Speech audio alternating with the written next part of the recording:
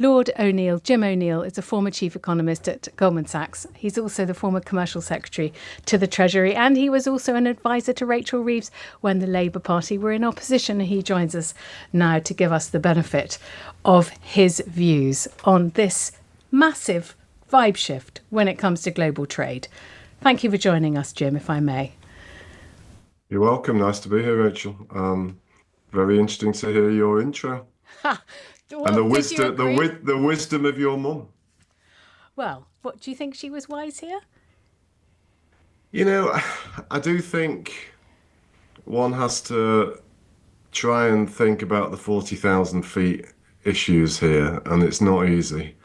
And I think the UK is right in some ways to do nothing, and one can't help resisting saying it's not a bad thing that suits the personality of maybe aspects of our leader at the moment. So that might be an easy default. But I think it's important to try to understand how sensitive Trump himself is to tightening financial conditions and the ongoing decline of the US stock market. When I last looked 20 minutes ago, I think it was at its own lows of the day. So there's absolutely no bounce going on, despite all his attempts at soothing words today. And in the sort of days of the past decade plus or before, a lot of US leaders, when they've clearly done something which has upset markets, and in Trump's case, very definitely stock markets, it's forced him to change his tactics at least. And so that in itself suggests perhaps waiting.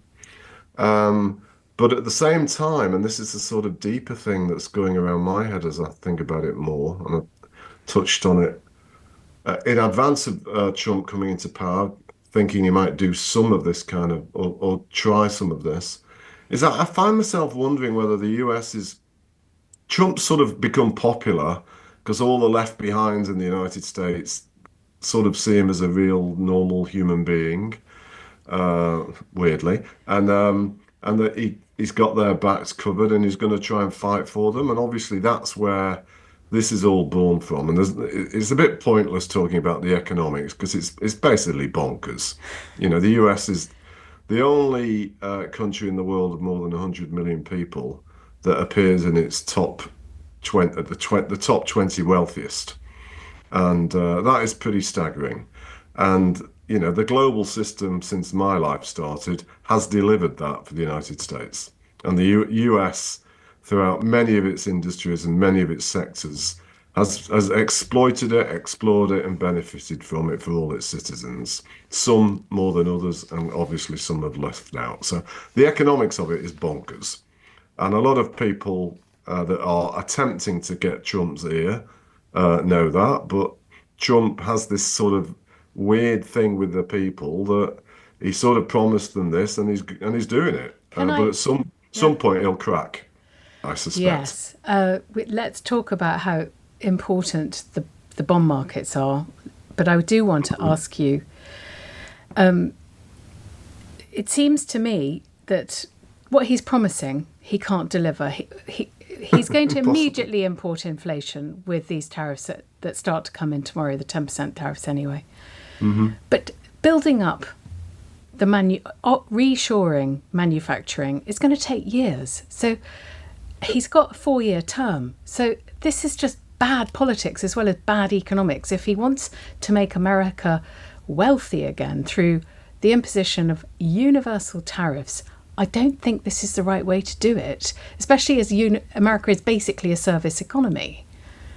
You know, maybe, well, I can't resist in saying it. It's been in my head for 3 days. Go on. You know, maybe it's some kind of a real life version of him being a spoof villain in a James Bond film or something that, but he's just not thought even the basics through. Because you're right, and we're at the risk of boring your audience. We're getting a little bit technical. At the end of the day, the balance of payments is always zero. It's not even economics, and it's an accounting identity. One side's positive, the other side is negative.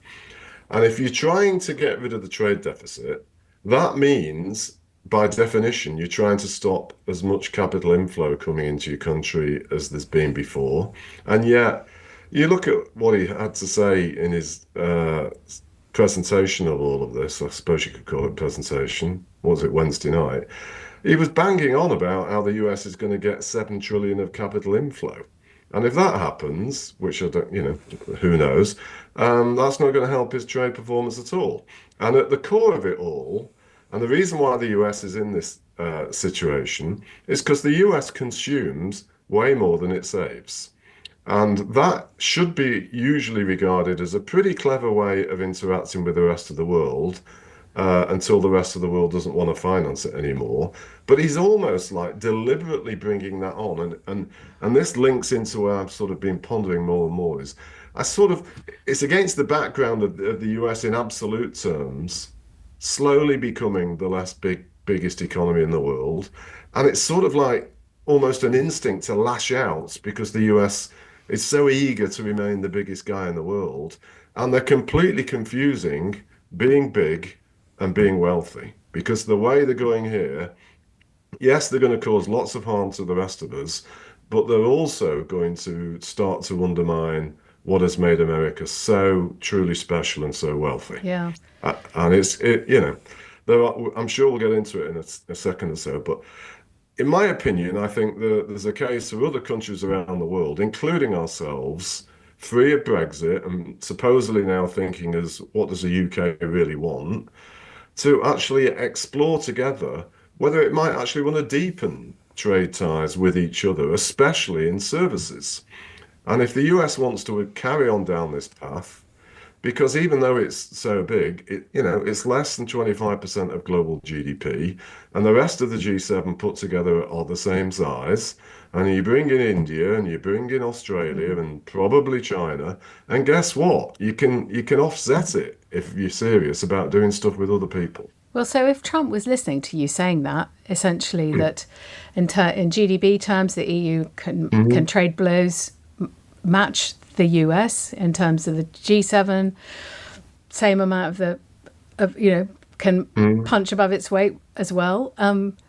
He might think, have I just shot myself in the foot? Is this a trust level economic mistake that the markets are going to expose me, and I'm going to have to unwind this in the next few weeks? Or do you think this is something he's so committed to because he's convinced himself that America got rich off the back of tariffs and on the back of American good old Detroit car manufacturing or steel manufacturing and all those things, those kind of old school industries that made America great then.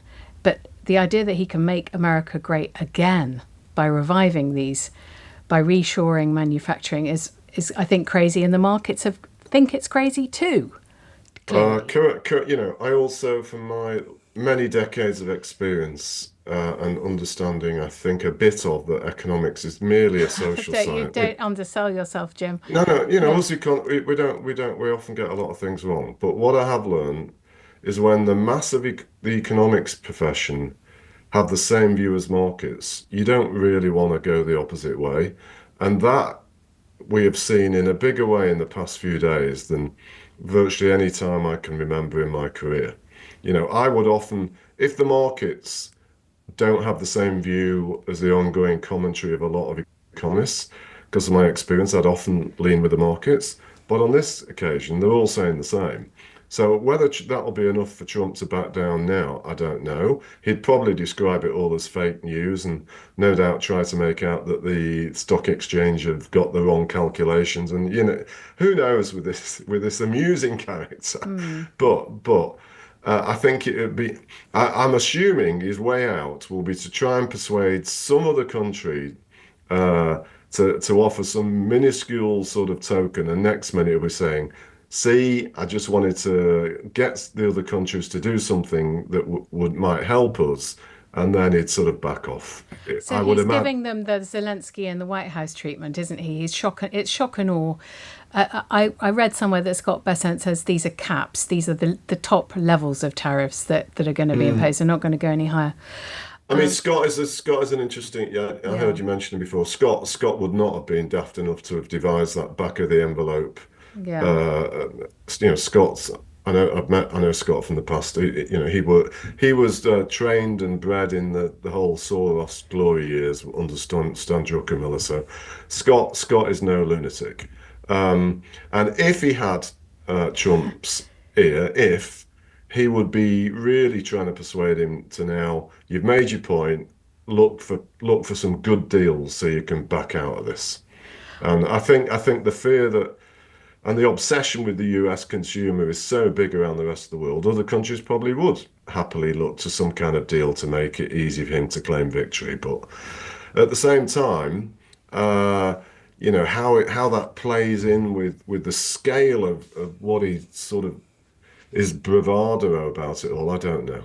But Can I ask you just a couple of quick questions as we're yeah, running out of time? One, yeah. I thought markets could see around corners, and he said tariffs his favourite word.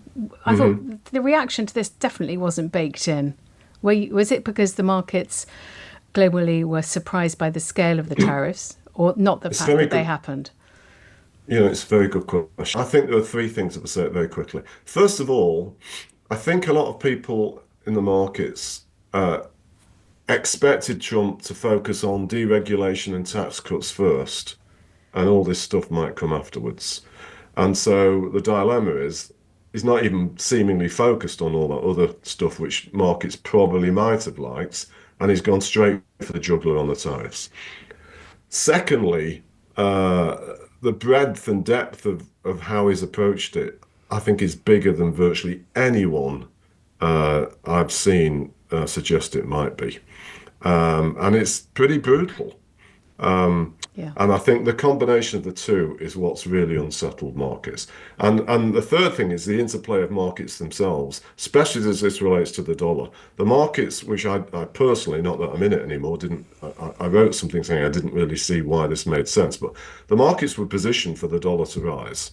So the scale of all of this and the fact it's causing so much trouble for the stock market, and now people are already starting to talk about a US recession. That is not at all good for the dollar, and that's why it's fallen so much. And so the whole thing, and you'd know from your days in the past of covering this at the FT, I'm sure, and elsewhere, that once you get into that market dynamic, once traders or investors have to start booking things that they didn't expect to, it has a trigger effect for other things. So these things can cascade. Okay. We haven't got time, but just very quickly, hmm there's no point the UK on its own outside the EU trying to do anything retaliatory. I think we agree. But is there anything along the David and Goliath lines that Rachel Reeves and Keir Starmer could consider?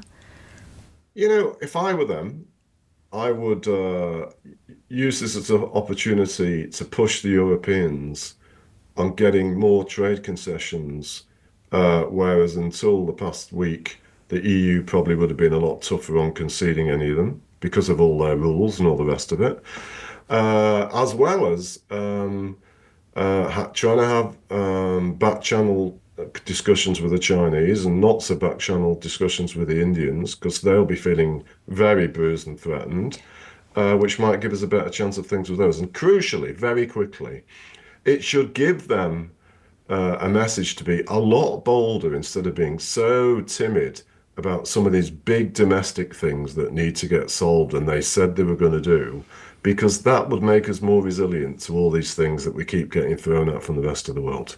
Jim O'Neill, thank you very much for your time this evening. That's Lord O'Neill, the former chief economist at Goldman Sachs, also former commercial secretary at the Treasury, also a former advisor to Rachel Reeves.